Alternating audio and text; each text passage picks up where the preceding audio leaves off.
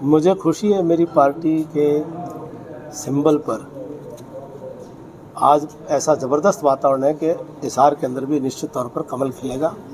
सामने कोई विपक्ष है ही नहीं और मोदी जी के पक्ष में इतना ज़बरदस्त वातावरण है कि हम बहुत बड़े लाखों के अंतर से ये सीट जो है जीतने वाले हैं। कांग्रेस नाम का जो कोड है वो देश से समाप्त हो रहा है।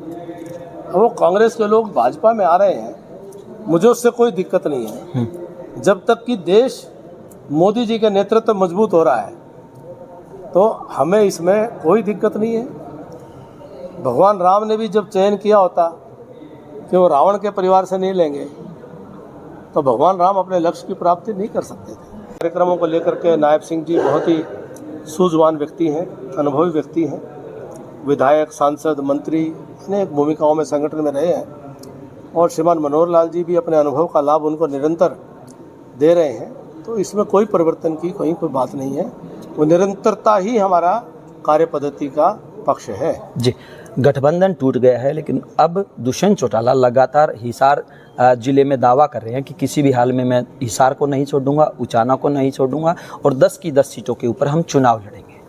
उनसे मैं कहूँगा छोड़ना भी मत, ताकि इस बार असलियत पता चल जाए। जो एक बार जो बहका करके वोट ले लिए हैं, तो उनसे कहूँगा छोड़ना मत, टिके रहना, हिसार में भी टिके रहना, विधानसभा में भी टिके रहना। असलियत लोग बता देंगे। बाकी उनका आभार कि उन्होंने 4.5 साल भारतीय जनता पार्टी की सरकार का सहयोग दिया। एक कार्यकर्ता के नाते उनका आभार व्यक्त करता हूँ, लेकिन बहुत अच्छे काम कर सकते थे, बहुत बड़ी ताकत उनके पास थी और जिस इलाके ने उनको इतनी झोली भर करके छप्पर फाड़ करके वोट दिया, उस इलाके के अंदर एक भी काम गिनाने के लिए नहीं है। उनके ऊपर तो पूरी सरकार डिपेंड करती थी, पूरी सरकार का बहुमत डिपेंड करता था। वो जो चाहे वो सर इस इलाके के अंदर विकास के बड़े बड़े काम करवा सकते थे, लेकिन कल इलाके के गांव में घूम करके गए हैं। मुझे नहीं लगता कि गांव के अंदर कोई आदमी भी उनको मिलने वाला था इस बात का धन्यवाद देने के लिए कि आपने एक काम करवा दिया। उन्होंने कोई काम नहीं करवाए, तो उनको इलाके के लोगों को आकर के कम से कम ये बताना चाहिए कि हमारे नानंद विशेष के काम विकास के क्यों रुके, क्यों नहीं, जो हमारे काम 5 साल पहले जहाँ खड़े थे वहीं क्यों रह गए। उनकी ईंट और नहीं लगी, ईंट लगी थी तो प्लस्तर नहीं लगा। अस्पताल बन गए थे तो उनके अंदर आज तक अस्पताल में स्टाफ नहीं मिला, 4.5 साल हो गए। तो ये इस इलाके ने झोली भर करके छप्पर फाड़ करके उनको वोट दिए थे। एक राजनीतिक व्यक्ति का धर्म बनता है कि जिस जनता ने उनको प्रतिनिधि बनाया है वो रात दिन अपने मालिकों की सेवा करने के लिए काम करते रहें और उनके जितनी जो ताकत है जिस पे पूरी सरकार टिकी हुई हो, हम तो पता नहीं क्या कर देते।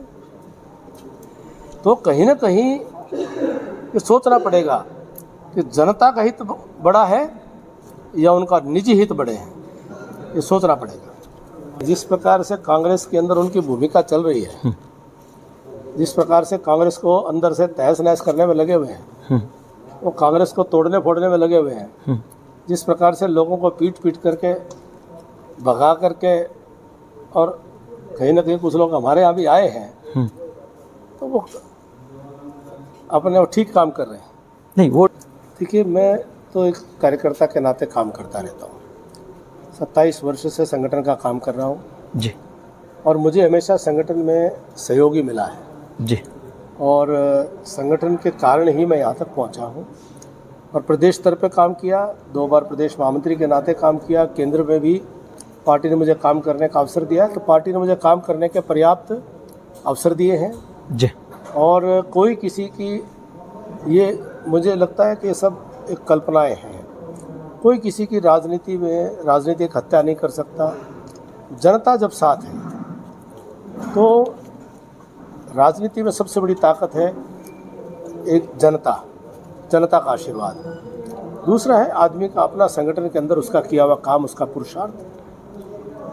तो संगठन के प्रति समर्पण और अनुशासन से काम हमारे यहाँ विशेष रूप से।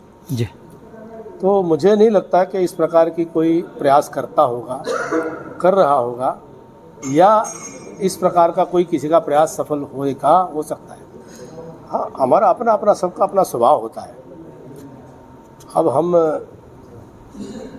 हमारे जिस प्रकार का सब लोग साथी हैं, हम अनुशासन से सैनिक हैं, फौजी हैं, अनुशासन से काम तो कर सकते हैं और रात दिन मेहनत कर सकते हैं और बड़े समर्पण के साथ काम कर सकते हैं। अपने बुज़ुर्गों के, अपने बड़ों के रोज़ पाँव छूता हूँ और मेरे जितना भी मेरा भाईचारा छत्तीस बिरादरी का, जो उम्र में, नाते में, नेक नाते मेरे से बड़ा है, मैं अपना सौभाग्य समझता हूँ कि उनके चरणों के अंदर बैठा रहा हूँ। वो मेरे स्वभाव में भी है, मेरे संस्कार में भी है।